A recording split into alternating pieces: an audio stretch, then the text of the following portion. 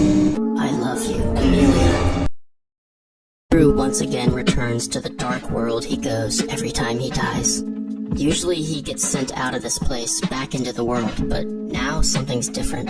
This time, he's satisfied. He sacrificed everything, including himself, to give Amelia a better future. That was his goal, and he reached it. But there's another presence here with him. Someone else in this dark world greets him with a whisper. It was a comforting whisper with kindness and love in its voice. Because he was satisfied with his life, Satella released her grasp on him, taking away his return by death and finally allowing him to rest for all of eternity.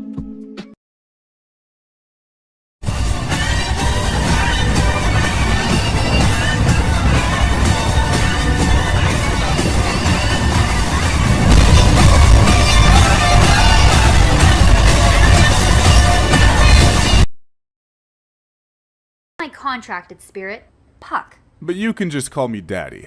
Wait, Puck? You're the artificial spirit that froze an orphanage! You killed all those innocent children! Yeah, and who's gonna miss them? Their parents?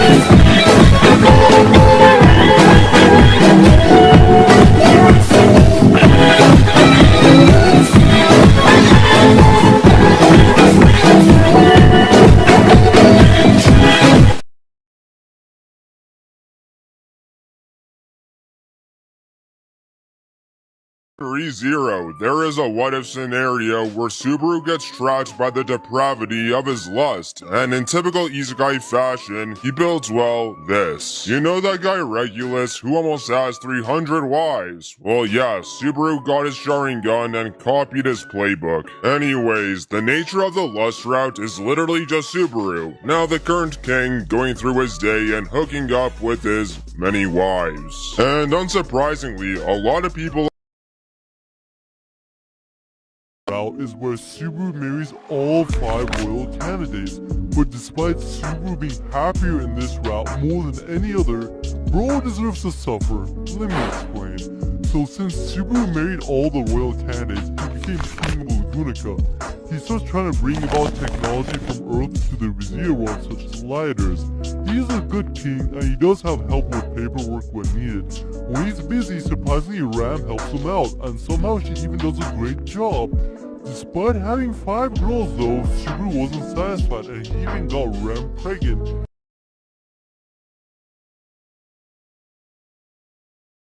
Subaru starts out as the King of Lagunica after marrying all 5 royal selection candidates. King Subaru now lives in the royal castle with his harem that consists of all 5 candidates as well as Rem. Being woken up by Petra's voice. Breakfast is almost ready, so Petra wanted Subaru to hurry and wake up so they wouldn't be late. But Petra's voice was awfully close, like right next to his ear. Subaru rolls over and sees Petra in the bed, curled up next to him. Could you have a seat right over there, please? Yes, Subaru just woke up next to a 12-year-old. Instead of immediately hiring a lawyer, Subaru grabs Petra and squeezes her body against his own in the bed because it was a cold morning and Petra's body heat was nice and warm pressing up against Subaru. They exchange a bit of flirty dialogue, but eventually get out of bed and agree to walk to the dining room together. They're already late for breakfast, so Petra and Subaru, hand in hand, hurry down the red-carpeted hallway of the royal castle of Lagunica.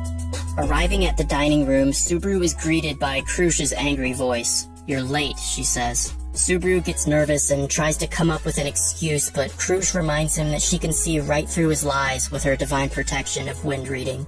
She then accuses him of flirting with Petra, to which Subaru can't exactly deny. He feels bad, so he gives Krush a big hug and tells her that he didn't mean to offend her. But as the two of them are hugging each other, they suddenly realize their faces have drawn very close together.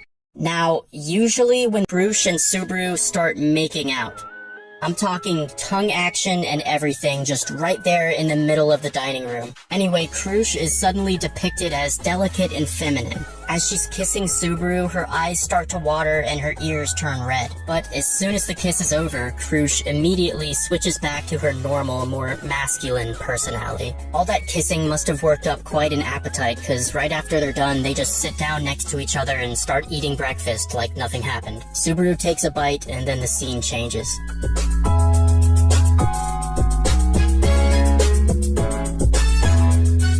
Later that day, Subaru's in his office with a large stack of documents piled up on his desk. He's incredibly stressed about all the work he has to do as the King of Lagunica, but luckily Rom is there in the room with him. Subaru begs her to help him with the documents, and after a bit of resistance, she reluctantly agrees. Unlike Subaru, Rom's clerical work is surprisingly fast and efficient. Subaru notes that it's probable that Rom had also been doing office work behind the scenes at the Roswell mansion. He briefly watches Rom's profile facing the documents and observes her tense, emotionless expression. A smile from Rom is extremely rare, but when it does emerge, it reminds Subaru of a beautiful flower that only blooms about once a year. Subaru then tells Rom that when she isn't talking, she's actually very cute.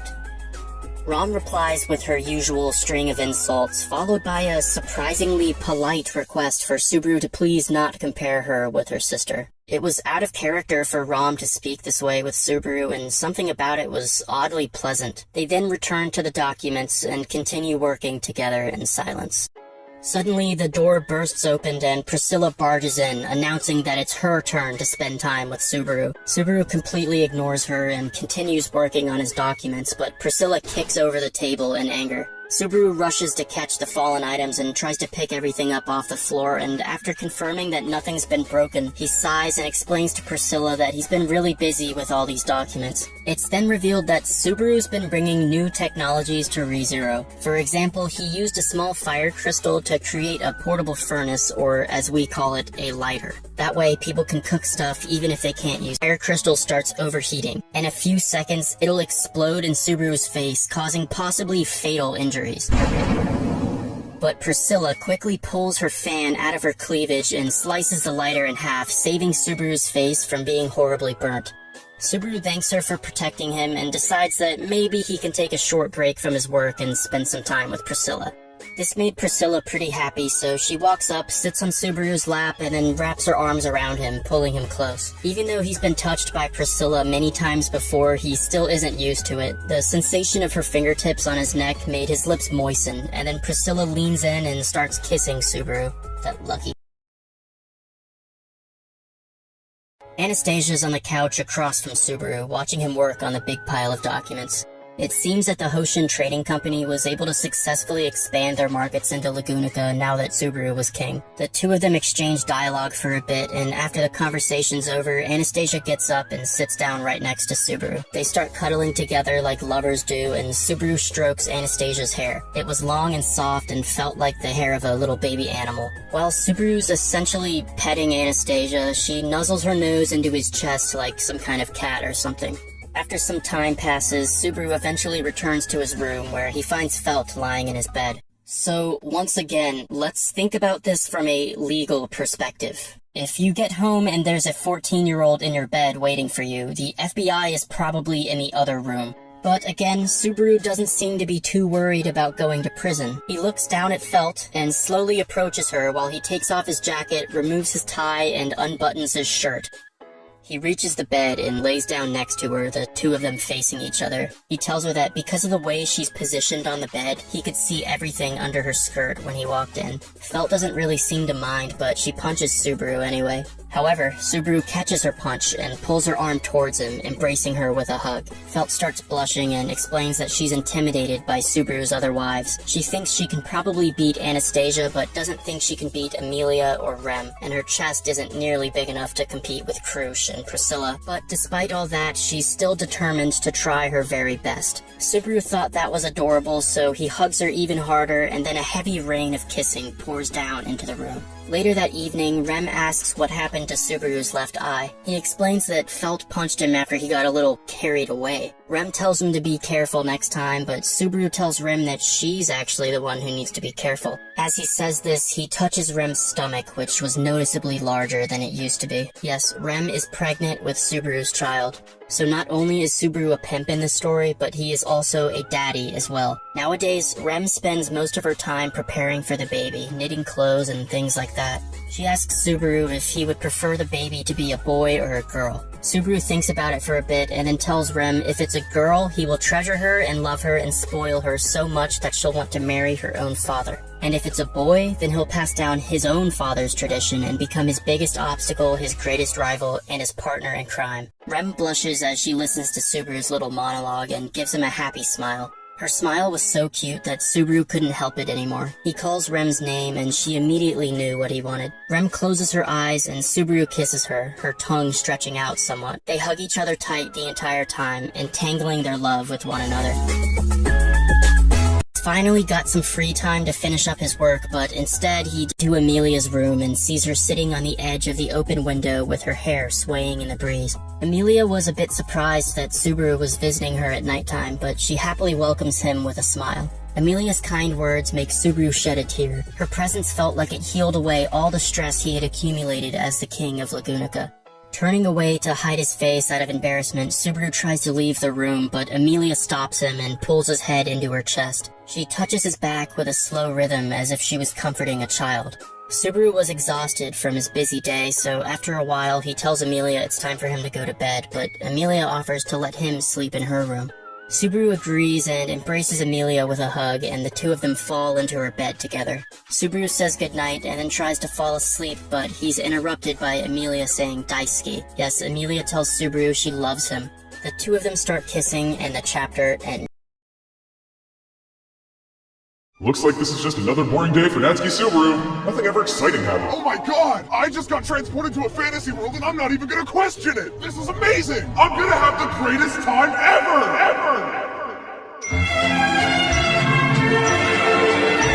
Oh my god! They have Irishmen here! Buy this fucking apple! Oh my god! They have naked furries here! Oh my god! They have generic thugs about to beat me up here! Give us your fuck! Main love interest incoming! Hi, I'm Amelia. I'm in love with you. What? We literally just met 5 minutes ago. Will you be my waifu? What the hell is a wife? Shh, it's already done. I'm looking for my insignia. I think I saw it here. Oh god, I'm dead! Buy this fucking apple! Did I just not die when I got killed? That's strange. I've never met you before, but I feel I have. Do you ever get that feeling of deja vu? Shut up, Tracer. Oh god, I'm dead! Buy apple! Okay, I keep dying and waking up in front of this guy, so that means... that I have the ability to... Yes! Yes! Nope, still can't figure it out. Oh, for return to a very specific point in time every time you die. I can return to a very specific point in time every time I die. Thank you. Thanks, Mr. Save Point Guy. That's only my name. Mr. Save Point Guy. I'll trade you the insignia for this phone. Who the hell uses flip phones anymore? Haha, shut the f*** Have the insignia over my dead, sexy body! She is pretty sexy, you know. Shut up, boner, now's not the time. Well, it's a good thing I've got a sword. You said you were a swordsman, not a suicide bomber. What's the difference? Mark my words, you'll definitely see me again! And we'll never see her again. We're twins who everyone thought were lesbians at first. Yes, we're so in sync. We can even finish each other's banana. Damn it, Rem. So what's the real difference between the two of you? Nobody really gives a shit about me. Let me be your butler, please, please, please! You can if you take a bath with the creepy-looking pale guy who owns this mansion. No deal! Well, this doesn't seem so bad. I can get used to being a butler. Oh god, why are you killing me? Because you smell like shit! Is that really a reason to kill someone? Are you okay? You look like you've seen a ghost. Or path, apparently. Do you ever get that feeling of deja vu? Ever get that feeling? No. I never get that thing of deja vu. But you're acting like... Never! There's a curse and we need to find the source. Will this affect Amelia? Look, you need to calm down with this Amelia obsession. If I said Amelia told you to jump off a cliff, what you... Amelia! I found the curse. It was the dog all along. I don't get it either. Rem? Mm-hmm. Smash. Rem, smash! You're cool now, yeah? Are you kidding me? You killed me multiple times, like pretty fucking horribly. People don't just forget that. But you're now. Yeah, we cool. Subaru, I'm about to go to a really big event full of very important people. Got it. Really big event, important people. Yes, so whatever you do, don't come inside and do anything you can to not embarrass me. Got it? Got it. Whatever I do, come inside and do anything I can to embarrass you. What? That's the complete opposite of what I said. Hey, fuck you cocksuckers just been shit-talking my wife to Amelia. Oh, for Silence! Royal candidates, introduce yourselves. I'm the cute one. I'm the cool one. I'm hot as shit, but I'm also a massive I don't even know what I'm doing here. I don't like Amelia. How dare you not like Amelia, you fuzzy blue-eyed fuck? What did he just say about my eyebrows? Look, if you all don't understand the greatness that is Amelia, you can just stand there and listen to my top 100 reasons why Amelia is a great gal. Number 100, she has white hair. Swear to God, what's the sense of gonna Amelia, if you're so bloody obsessed with her, why don't you just marry her already? Maybe I will. I did not agree to that. Yes, you did. Enough of this farce. You're blatantly white knighting this girl in front of literally hundreds of white knights. Oh, yeah? Well, your face is a white knight. Booyah! What are you gonna do? Take me outside and teach me a lesson? Ow. Yeah, you totally deserve that, you stupid asshole. I've had enough of this. I need to tell her about my power. Even if it costs me my life, so be it. At least for a second, she'll know my pain. Amelia! I can return by day. Are you okay? I can return to death. You want to return to Denny's? You're hungry? You want my life. If you don't want Amelia, you can always have me. Well, hey, I didn't know the Knights had hot cat girls, too. Actually, I'm a boy. No, you're not. No, really, I'm I said, no, you're not. So is the plot gonna kick in anytime soon? The suffering kind of plot? No? Too bad. I'm doing this to Rem. Who's Rem? Are you serious? Are we really doing this right now? Please tell me it can't get any worse. Don't worry, I'm sure it can't get any worse. Oh God! Why are you doing this to me? Cheer up, Subaru. Let me make one of the most heartfelt speeches in recent anime to make you feel better, cementing me as best girl. Wow, I'm all better now. Also, I love you. Fuck. I love Amelia. What? Mother! Kill you! Also, I love you. I love you too. Really? No. Look, how about we lighten up the mood with a joke? You have jokes in this fantasy world, right? Sure. Knock knock. Who's there? I love Amelia. What is even so great about her? What does she have that I don't? She can smile. And? She can smile. I'm not even that. Maybe I should just be with someone who's not as dickless as you are. Like who? Like Felix!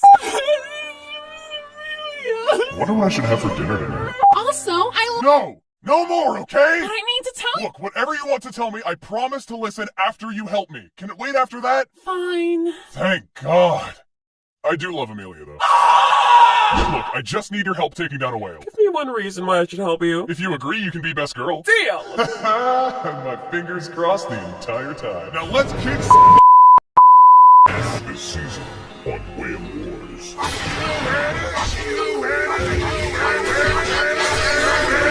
Whale Wars. We finally did it! And I couldn't have done it without your help. It's Rem. Rem, yeah, I knew that. You forgot, didn't you? Look, I'm gonna go kill Betelgeuse now, so why don't you disappear for the rest of the season? Alright, just please don't forget me. I don't remember anything that just happened, but let's kill Betelgeuse. I'm Betelgeuse. No, I'm Betelgeuse. I'm Betelgeuse. Wait. I just when we thought the suffering was over. Don't worry, the last respawn point shouldn't be too far away. Welcome back. I'm still a boy, by the way. Stop reminding me! So what exactly is the plan now? Alright, I just need to rip off an attack from another anime. Dude, not cool, man. Don't worry, Amelia. I'll save you. Hold on. Why? Why? Why are you doing this all for me? I don't get it. I heard Rem is head over heels in love with you. She'd do anything for you. So why are you going so far just for me? Who's Ref's dickhead in the world? Don't even think about it, just say it. Ready? 1, 2, 3. You! What? Did we just become best friends?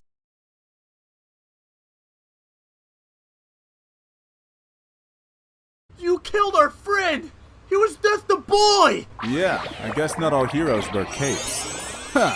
What the hell is that? This is my contracted spirit, Puck. But you can just call me Daddy. Wait, Puck? You're the artificial spirit that froze an orphanage! You killed all those innocent children! Yeah, and who's gonna miss them? Their parents? They were telling the truth?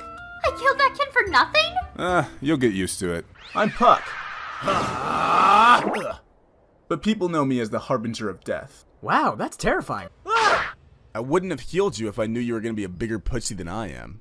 Get it? Don't get yourself killed. You can't pay me if you're dead. See you tomorrow, Puck. I doubt it. What do you mean by that?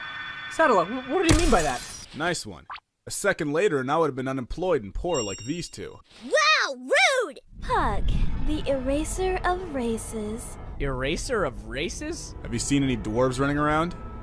No. You're welcome. Why did you call me the name of the jealous witch? What are you talking about? You said that was your name. You don't remember the whole slave for eternity thing? And now you call me a slave owner? Hey, this dude's racist! Yeah! Huh? I'm not racist. I have a black friend. That's not how that shit works. Look, Toyota. It's Subaru. I've had enough of your insults. Now, if you don't mind, I have a life to live. Hang on a sec. Felt? Hey, look, it's Felt. I'm sure she'll explain everything. Huh? Nice going, dumbass! You got my insignia stolen! Hey, I didn't know Felt was gonna steal your insignia. Again? Oh yeah, blame the little girl! Hey, this dude's sexist! Yeah! What is wrong with you people? What do you mean, you people? Wait, where are you going? Hey, somebody grab that piece of shit!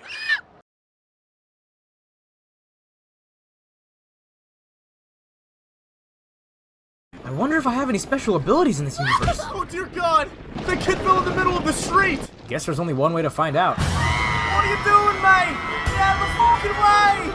Keep calm, kind citizens, for I will save this poor child.